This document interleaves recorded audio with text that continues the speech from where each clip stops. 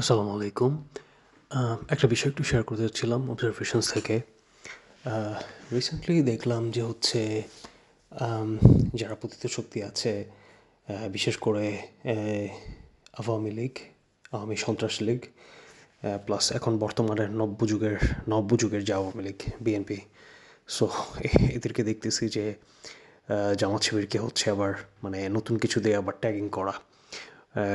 This time around they have chosen the word bot. ওকে, যেখানেই যাওয়া হয় দেখা যায় যে এই বট থেকে এই এত কমেন্টস করা হচ্ছে, বট থেকে এত ইন্টারাকশনস। আমার সিম্পল কোয়েশ্চেন্স টু দ্যাম সেটা হচ্ছে যে ওদের অ্যাকর্ডিং টু দ্যাম জামাতের তো কোনো পপুলারিটিসই নাই।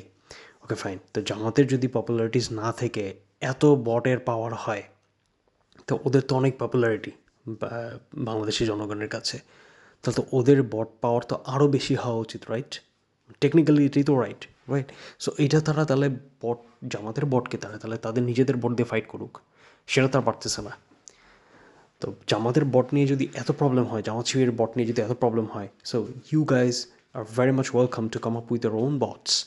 So that's what you can't do. That means ওরা নিজেদের জন্য যে গর্তটা মানে অন্যর জন্য যে গর্তটা খুঁড়ছে, সেই গর্তে ওরা নিজেরাই পড়ে গেল।